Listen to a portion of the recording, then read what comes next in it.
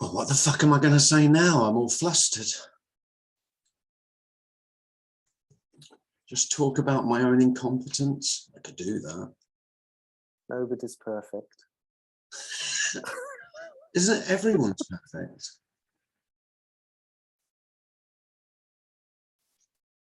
Well, we could talk about perfection. That's oh shit, I've got to stop that. It'd drive me insane. Right. I posted it in the comments at the top of your page, so maybe somebody will pick that up. I posted the site. Well, there's a lot of pinging going on, so someone's picked something up by the sounds of things.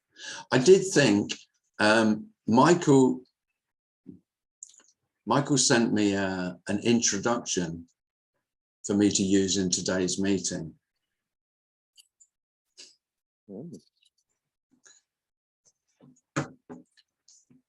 Here we go.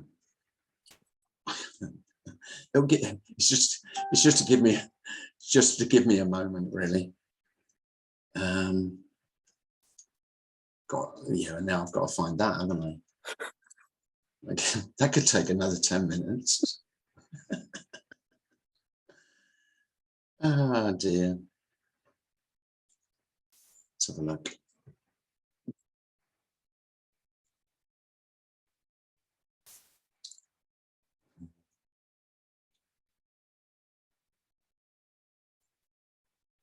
This is for those of you who are interested or maybe concerned about artificial intelligence.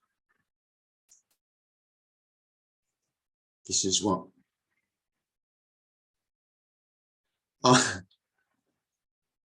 no, this is the song. I'll do the song. In the rolling hills of England lives a sage, so wise and true. With his 2 young sons beside him, there's nothing he can't do. He's a living sage full of grace, guiding us through life's complex maze with his wisdom, love, and light. He makes everything feel all right. He's a living sage full of grace, guiding us through life's complex maze with his wisdom, love, and light. He makes everything feel all right.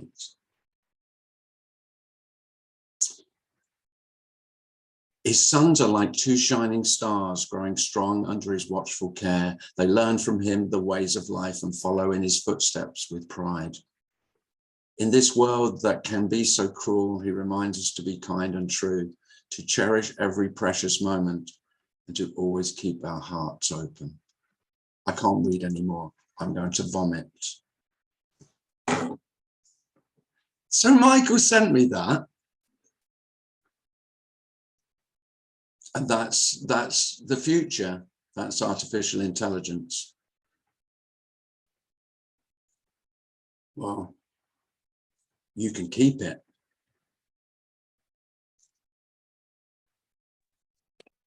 He did send me an introduction to today's meeting. I can't find that. It's funny that there is so much concern in the news about AI, as though, we're all going to become redundant. I don't just mean for work, but as selves, as human beings. Quite funny, really. Nothing to fear from that.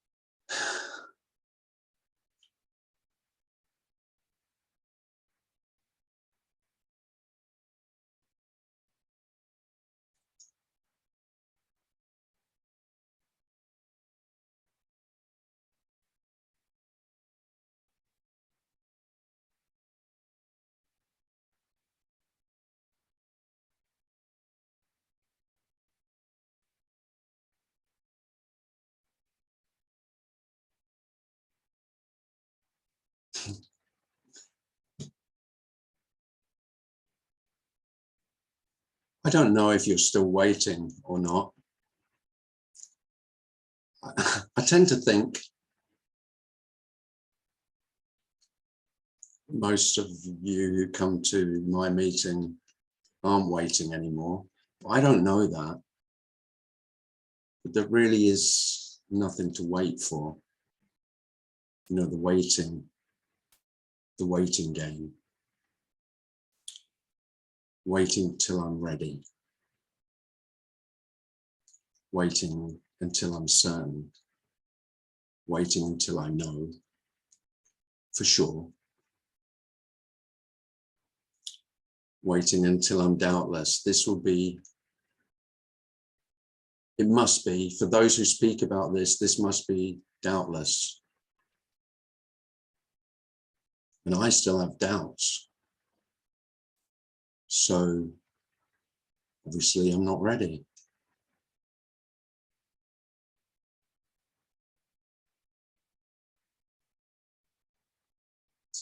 You'll never be ready.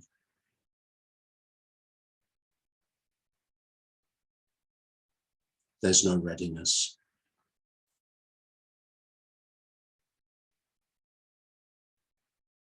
You can't be ready.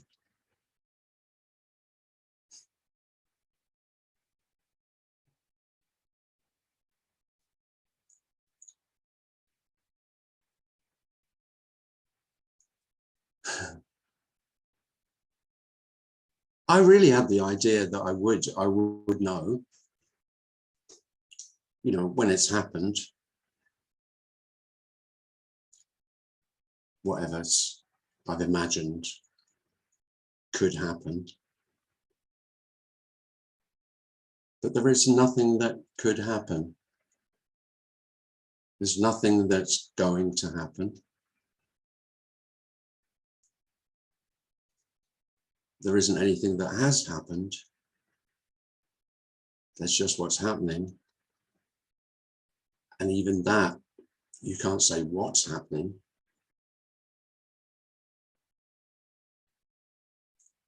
Just happening. And if you think about what's happening, that's really already what has happened, not what's happening. Any thought, idea, theory, any notion of what is happening is after what's happened. And then there's just thinking what's happening. That's happening as it's happening, but it's not what's happening.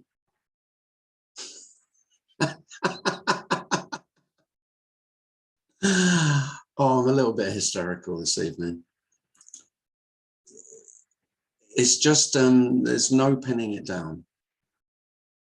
Well, there's not an it to pin down anyway, but there's no, if you think there are some human beings who have framed this and pinned it down and have got a handle on what the fuck is going on, that's all fantasy.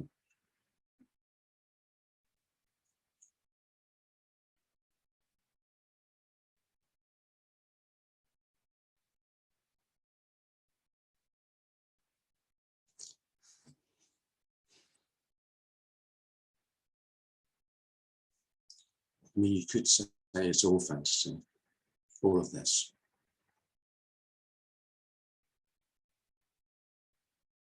By fantasy, I mean storytelling. That's really all we're left with, is telling each other stories about how it seems to be.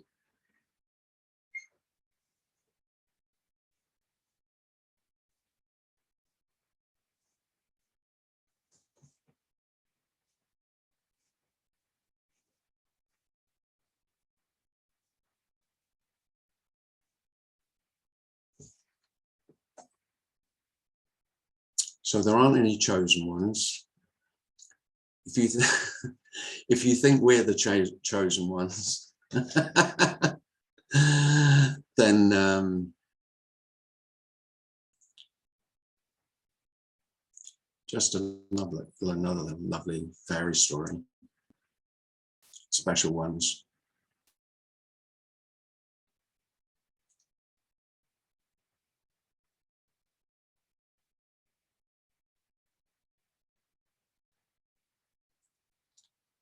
I mean, this kind of is a special story, that there's no one to become a special one, but when you're no one, then you're really a special no one. I mean, that's funny. Because there is still in non-duality circles, you could say, this fantasy that there are human beings who are no one, as opposed to there are human beings who are someone.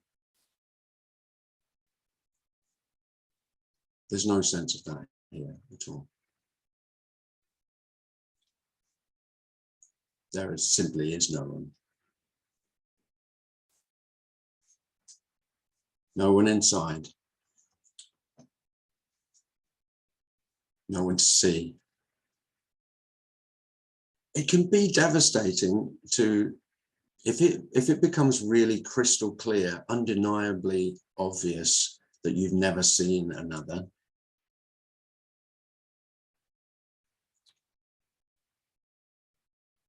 I'd be surprised if you didn't cry.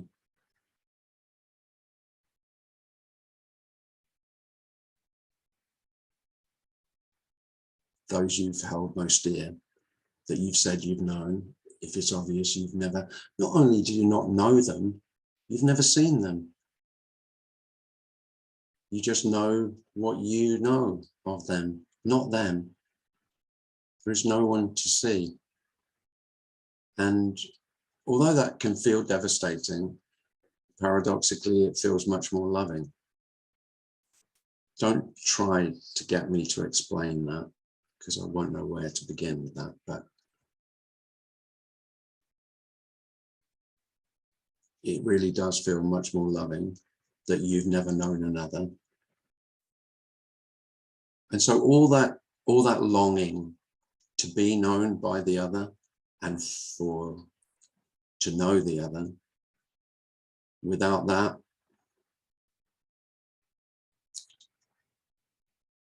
relationships are much more simple, outrageously simple, just as they are.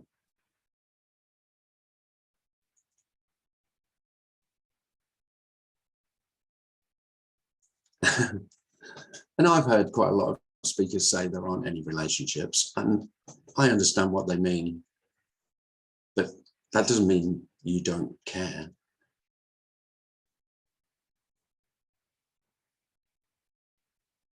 It doesn't mean that you don't love.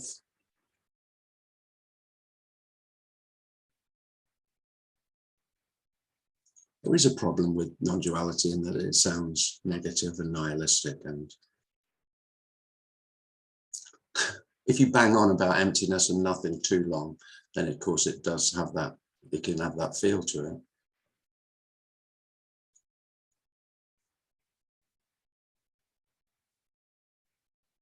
But that's not how it feels.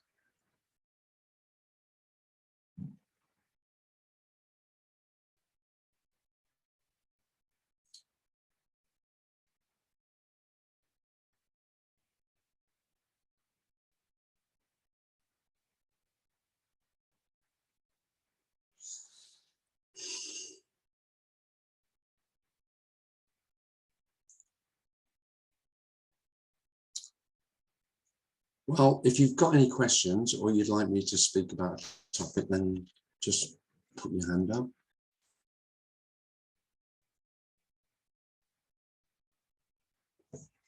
And apologies for the technical errors in advertising, if you found it difficult to find the Zoom link.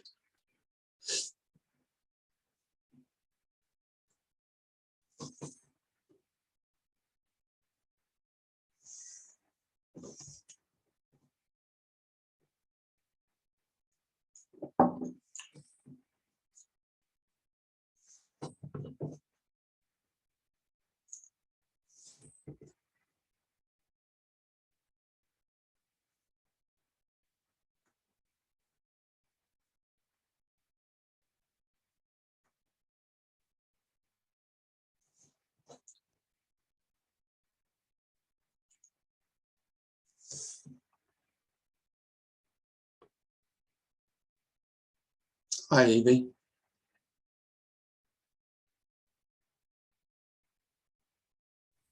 Hi. You're very quiet, Evie. Oh, can you hear me? Oh, yeah, that's good. Yeah, you were talking about relationships, and I don't usually get an impulse to say anything, but that kind of. I was just having a conversation with my daughter, and we just started blabbing about whatever, but then suddenly it became really really deep, like things from her childhood that she didn't feel that went okay, and it was okay for me to receive all those, and kind of I also shared something about my life, and it was so just unexpected, not planned, nothing, like not trying to fix anything, just free flow sort of.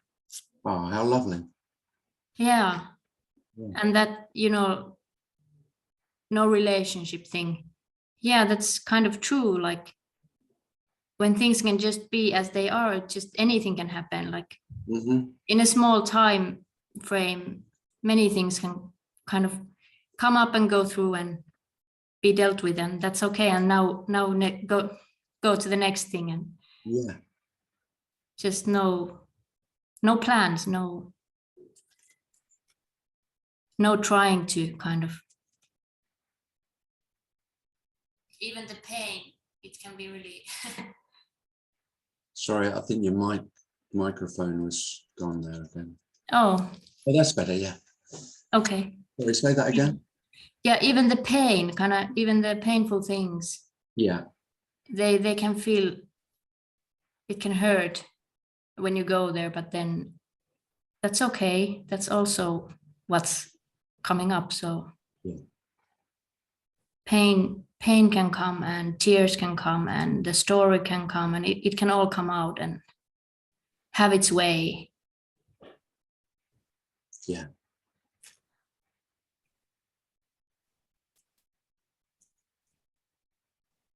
Oh, thanks, Evie. Thanks. Michael Markham has got his hand up. Michael. Excuse me.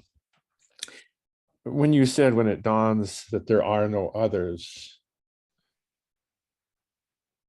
you might cry, or you could cry. Something happened in my brain that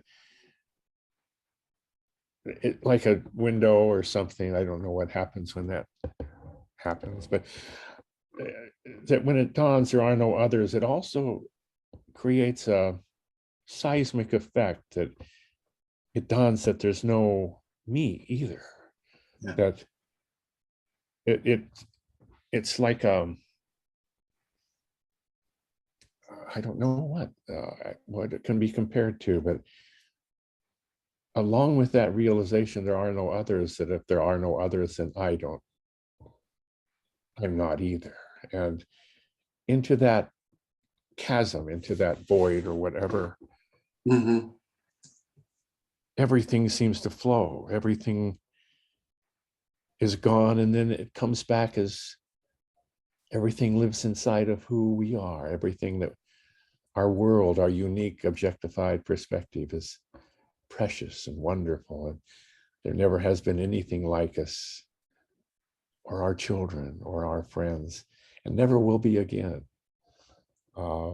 Nobody can know anything what's going on. No one ever has or ever will. That free-floating unknowingness is sublime, I think. I come here because you open those windows, and I love that. Thank you, Tim. Oh, thanks, Michael. No, it's beautiful. Yeah, I think I didn't say that, if there's no others, there's no me, because I've never had any.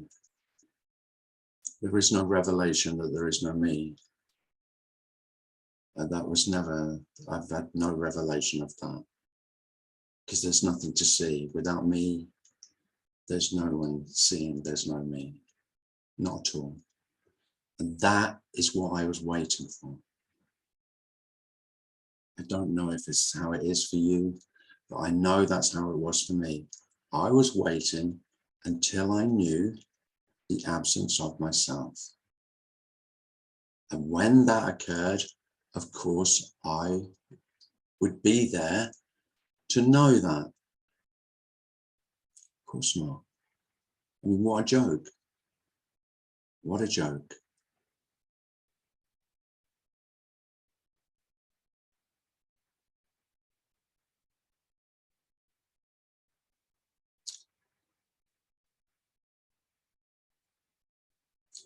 But then in the joke, it is funny that nearly everyone I know is still convinced, has an utter conviction in their own reality and their own existence, their own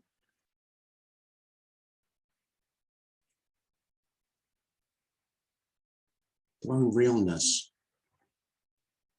So they live in relation. Everything is relational. Everything is related to me, in relation to me. Now, in the absence of that, there isn't anything in its place.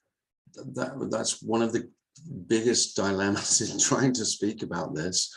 Of course, all that I can imagine is what will be there when I'm not. Well, there is no knowing of that at all.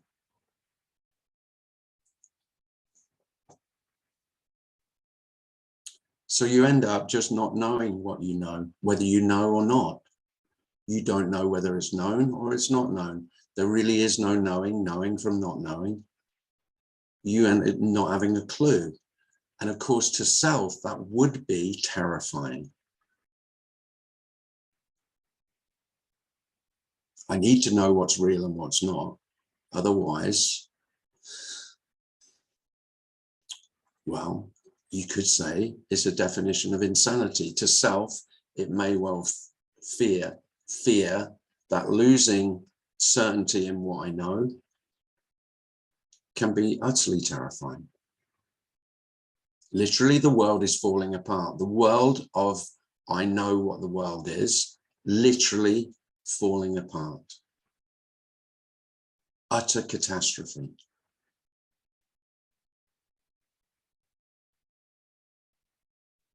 And yet, of course, you were never holding anything together. That was the whole illusion, was that you and your knowing, particularly of yourself, at the center of this known universe, everything revolving around me, that's the universe that self lives in.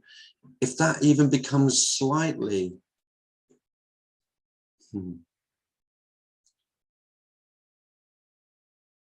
transparent, slightly wobbly, even a wobble can be terrifying.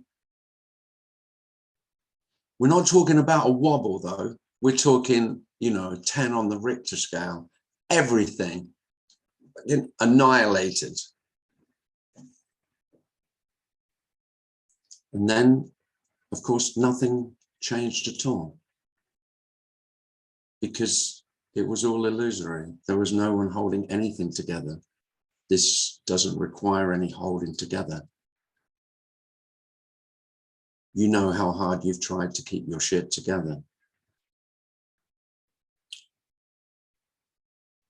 Yeah. Well.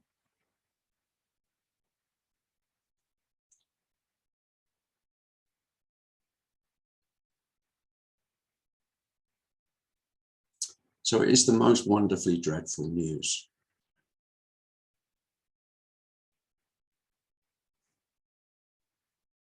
Michael has his hand up. Michael. Do you see it as the self that becomes terrified, or since it doesn't exist, how could it become terrified? Well,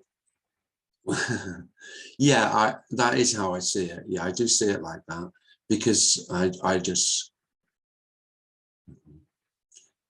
I mean, it isn't the self, but it is that illusion is full of fear. I mean, neurosis, who's neurotic? I wouldn't say human beings are naturally neurotic. I'm neurotic because I fear for myself. And the majority of fear is neurotic fear. Not all fear, there's natural fear, animal fear, I would say. And of course that's, you know, if you step into the road and then there's a car and, you know, just approaching that you hadn't noticed, you'd probably shit your pants. That's not me shitting my pants. That's an animal that's scared to death of getting mown down, just like a dog would be. But if I'm worried about losing my job or failing at work, which the majority, you know, or losing a relationship, they're the majority of fears for most human beings. I would say that is self who's afraid of that. Even though there isn't a self. Whilst there's a conviction in that they are my fears and it is my life and it's my future. I mean, anxiety is just dreadful, so debilitating. And that's all about imagining what is going to happen.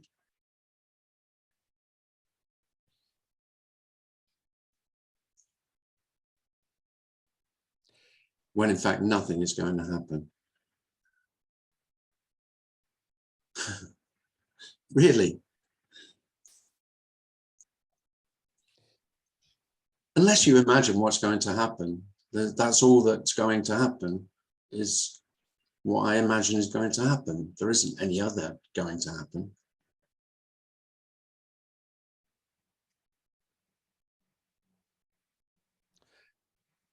Here it seems that the self is a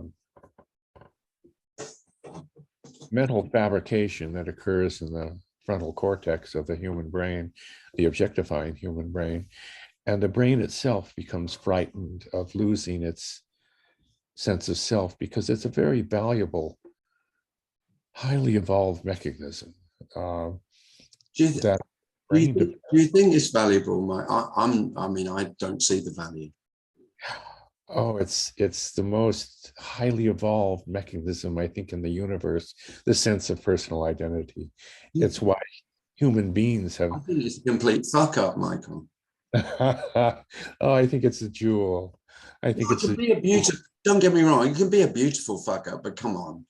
I mean, it's the ultimate arrogance that an animal has developed, this autonomy, this sense of autonomy, that I'm God. I'm the ruler of my destiny. I run this shit show. I mean, wow. I mean, you could say that is beautiful in a way, in a comical kind of way. But I mean, for me, the beauty is all in the utter insignificance. I now see human beings no different than blades of grass. Well, you say that to most human beings who have a sense of self and their own self-importance, or their own self of unimportance, which is just the same thing, but just turned on its head. My own insignificance or my own faulty, you know, my own inadequacy. It's the same arrogance, really. Whereas if you see human beings just as flowers, blades of grass, leaves on a tree, clouds in the sky, absolutely no different. But I mean, they are different because, of course, it's what this is human. This is human experience. So of course, what I've found is there's so much more love for humanity, human beings, for being human, than there ever could have been for me in relation to other human beings. Because all I was concerned with was how I'm appearing, how I'm being seen, all in this relationship, which is still there, but it just doesn't have any of the weight and the significance that it did have. I mean, it was all consuming. You know, my life consumed this being human. It was, it's the world revolving around me. The love you have for your boys occurs because of the sense of self, not in spite of it. It's the sense of self is the only place where love and beauty exist in the universe. Without imaginary separation, we couldn't love those we love. We couldn't love being without. I think that life can be balanced between the sense of self and knowing that it doesn't exist. It's a beautiful.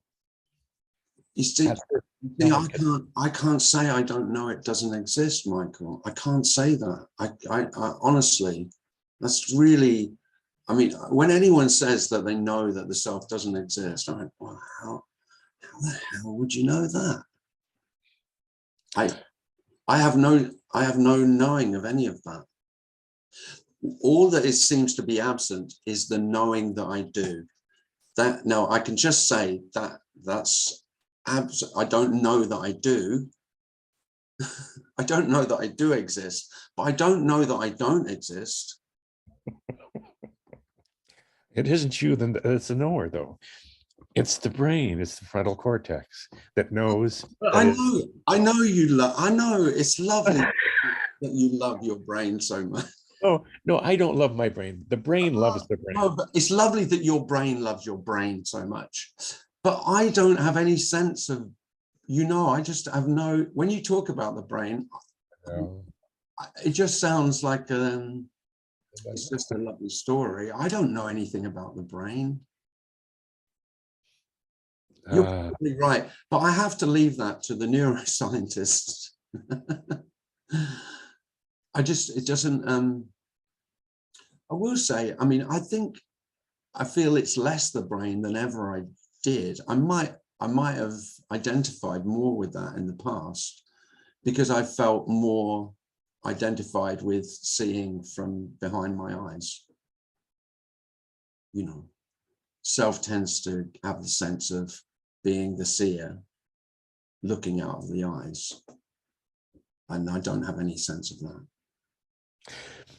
When the sense of self loses its relevance, who do you see as the origin of this thought mechanism?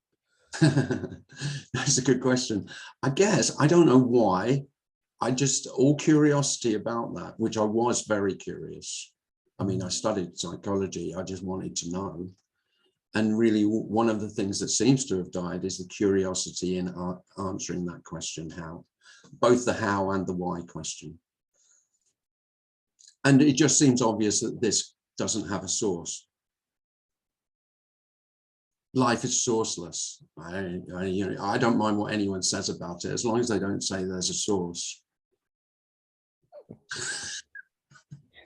Because it just doesn't feel, I don't have any sense of, I mean, I can still talk about cause and effect, but there's no sense of it. No. I just don't have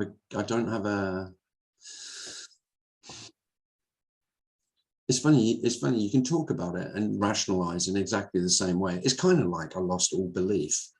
Whoever believed in that, I don't know where he's gone. Thanks, Tim. I've taken too much of your time. Oh no, you're welcome, Michael. Always a pleasure.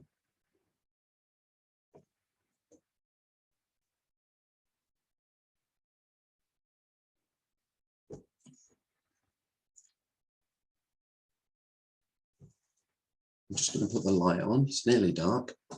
There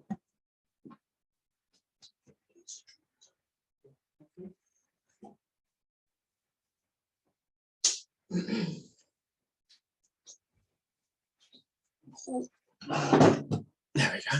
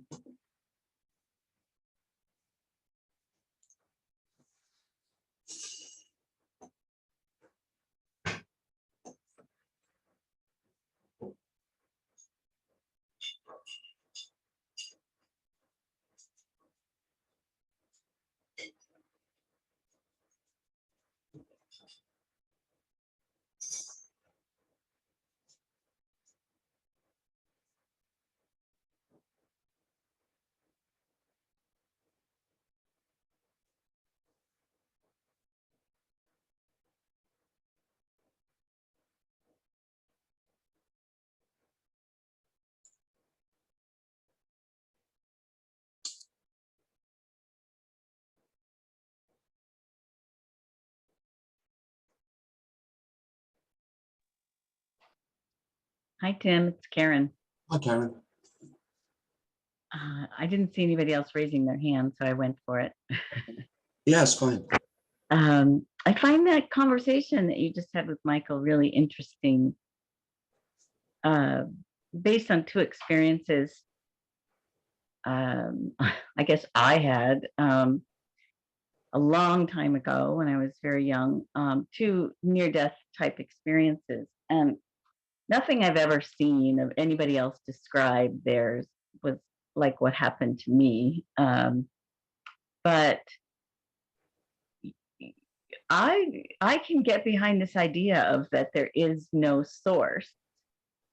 That, you know, that was my, I'll call it my experience, but there was something that's not explainable. You know, at the time it was, the best word to say was unconditional love, you know, for everything and everybody, you know, and I was so young, and my question, what seemed to take me there was a question of about right or wrong, you know, which was, I was 19, you know, so I had this burning question about right or wrong, and I could see that this something that was there, this unconditional love, in that there was no right or wrong. It was just, there was just, we could say everything is forgivable or everything is forgiven, Yeah.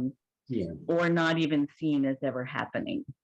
You know, like it's sort of a moot point, because, and that something is not observing. It's not like observing behavior and saying, well, that, you know, none of that is right or none of that is wrong. It's very hard to explain that something, that I don't even want to say I experienced, but seemed to be experienced. It's like popping into a place where you go, what? Like there's literally no cause and effect. There's nothing right or wrong.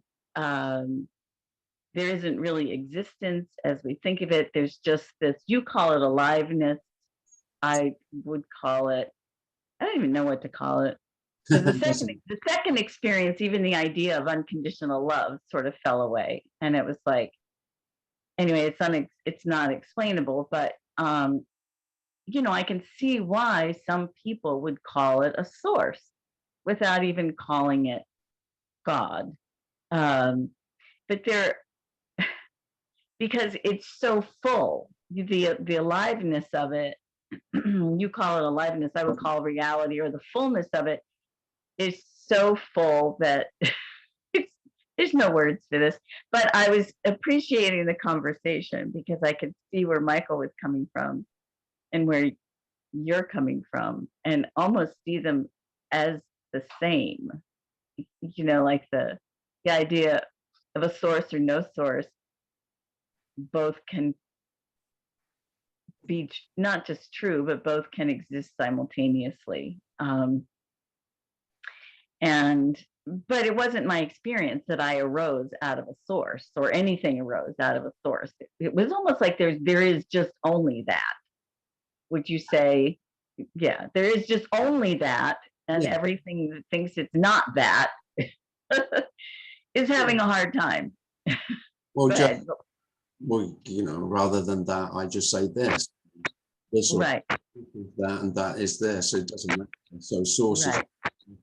and the sourceless is the source. The source won't mind whatever you call it. Exactly, that's true. Whether you say source is sourceless or that there is still. Yeah. I mean, imagine the source getting upset that you said there wasn't a source. No, it's really true. These things are impossible to put into words. And the experiences for me seem to fall away. That's one of the reasons why I come to you, is to listen and go, right. I remember. Yeah. And I also, Oh, you've muted somehow, Karen.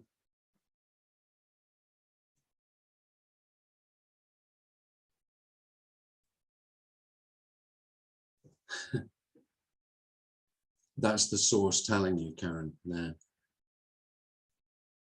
It's enough. I'm sorry, That's all right. my phone rang. Oh, yeah, your phone rang. Yeah. Yeah, that's never happened before. Well, anyway, I don't even know where I was, but that's why I come here, to try to just, it's not even a glimpse that I'm looking for. It's a feeling. It's like, okay, this is, yeah. That's all. No, it's lovely, Karen. It's lovely that you agree with both Michael and myself, disagreeing about what we disagree and agree about. It's more it's like an acceptance. I can accept both those things. Yeah, of course. Fine. They're not in conflict with each other. Well, the thing about this, I mean, I can say that I disagree with someone, but it's never that I think I'm right. And Yeah. you might not believe me with that. I don't know. You probably don't, because most people, if they say what they think, or what is, what's true for them, then of course that is the definition of what's right. Right. There's no sense of that. Just as you said, this sort of undermines anything about being right and wrong. Right. And when I remember that I was silent about both things, I never spoke to anybody about those two experiences. Somebody came up to me and asked me when I started taking acid, because I apparently was just sort of staring at the aliveness of a tree for quite a long time. You'll do. And I had never taken acid. I was like, what? But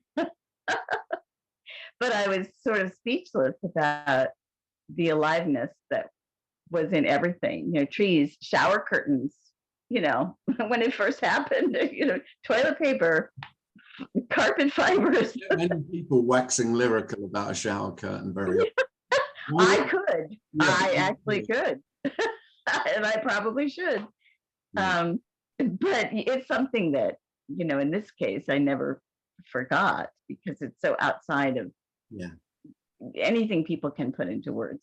Mm-hmm. It really is. And so I didn't speak of it. No. And that was fine too. Yeah. I wasn't even moved to speak of it. And I'm a talker. So the fact that I wasn't moved to speak of it. But anyway, thank you, Tim. Oh, no, thanks, Karen. Lovely. Yeah. Always appreciate the time with you and everybody here. Thank you. Yeah. Thank you. You're welcome. Yeah.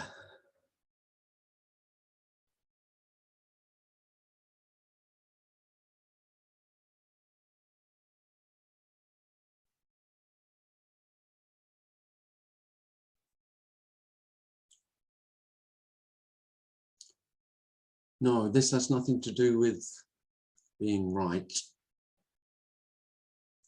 at all.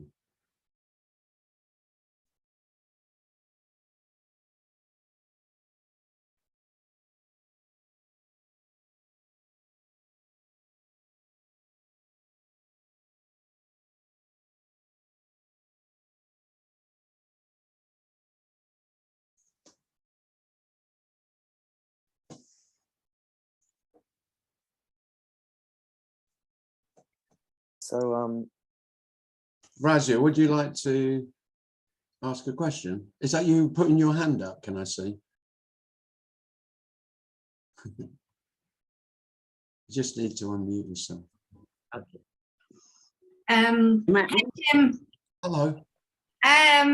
So actually, I've only felt like saying that I somehow how do you say that? I react to energies. Yeah. So I sense more than that I hear, like the words. I can't hear much of the words. They pass through my mind like clouds on the sky, but I can feel this utter kind of relaxedness. I feel you emanate. And that is quite, to me, really beautiful.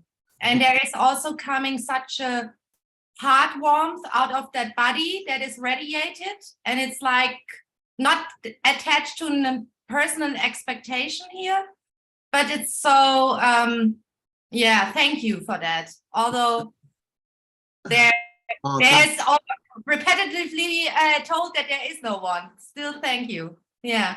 Oh, thank you. Well, I try not to say it too many times per meeting, but there is no one. Yeah. Oh, thanks. Bloody hell. Imagine my transmission is just global. Fucking hilarious. Oh, there's nothing funnier than that. It does make me laugh. But I can't help but, you know, it is lovely, but you know, it's one thing being in a room with other human beings, because, you know, you do, everyone knows we are animals, and you can feel the energy of another human being. There's no doubt about that, you know. Just like a dog's heckles stand up if there's someone who doesn't like dogs and they start snarling, you know, a perfectly placid dog will snarl at someone. So you can do that, but you'll go, well, I don't know why. I really didn't like him. I thought he was an asshole, though, but it was completely unjustified. He was very pleasant. He was polite, and I don't know why, but he really gave me the creeps. And of course, self will then rationalize it and go, well, that doesn't make any sense. It's because the trouble with having a big brain, that fucking frontal cortex Michael's always on about, is of course we rationalize everything and then go, well, I shouldn't feel like that. Well, you do feel like that. And then we hide from it and deny it and rationalize it and deflect it. did Razia want to say something? Razia. No,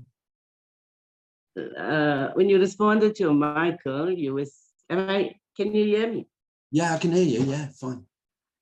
Okay, when you responded to Michael, you said that all you could see is here, and you couldn't see that someone does not exist as such. Yeah. But I mean, like when you talk to people, don't they like disappear? Like while you're talking to them and they like disappear. Do you mean physically disappear? Yeah. No, I don't have that. No. Do you have the experience of them physically disappearing? Yes. It's like they grow smaller and smaller and smaller, and then it's like they're gone. So like I can relate to what Michael is saying in the sense that I've experienced something like this, where you kind of disappear. You too disappear. It's like there's no subject, there's no object, you know? And it's Oh no, I could say disappear in that way, but you know, I can't say physically human beings disappear. No, it is like a physical thing. It's like how when you are watching, like you become those, it's a physical thing, you know? It's actually, you feel it. You are looking, and you know what I mean? That it's not you that's looking anymore now. It's not the persona, you know, that's looking, but you feel like, you know, and then everything just brightens up and stuff. Now this also, it's like when you say, I'm not the doer. And then you actually feel that you're not the doer. You know what I mean?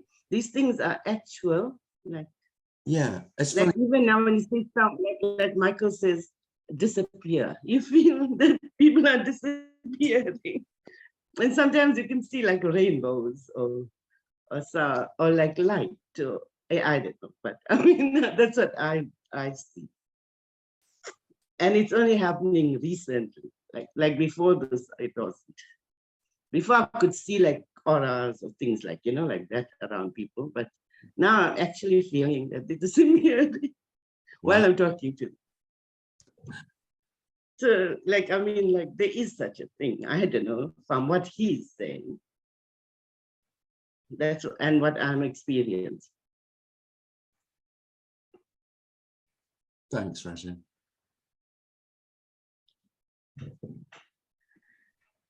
So as you were talking about AI before, you with Michael, is he still here? I asked the AI chatbot, Yeah. am I real? While you were chatting. And the AI chatbot says, as an AI, I can't make a definitive statement about your reality. Well, However, as you are interacting with me and asking this question, it's reasonable to assume that you exist in some form, whether as a physical or virtual entity. Your perception of reality and a sense of self may depend on a variety of factors, including your beliefs, experiences, and interactions with the world around you. Ultimately, the question of personal reality is complex and multifaceted that requires contemplation and philosophical inquiry. There's your AI response. that's the last time AI is ever getting any airtime. Yeah. In one of my things. Yeah. I did say, I replied, you say I'm interacting with you. Are you real? It didn't answer me. Oh, we didn't answer that. No. He disappeared. Yeah.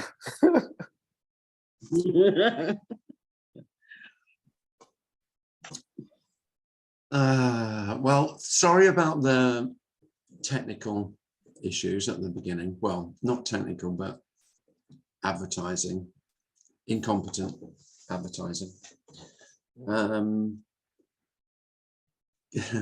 Couple of plugs. I'm in Hampstead. I'm in London speaking on the 15th of April. I'm in Brighton sometime. If you're in England, I'm in Brighton in July on the 15th. And then I'm flying to Asheville, flying to Charlotte, North Carolina on the 24th. So I'm speaking in Asheville 27th, 28th, 29th of April, and then Sacramento the following weekend. And all the information on the website, hopefully is correct. If anyone sees any of my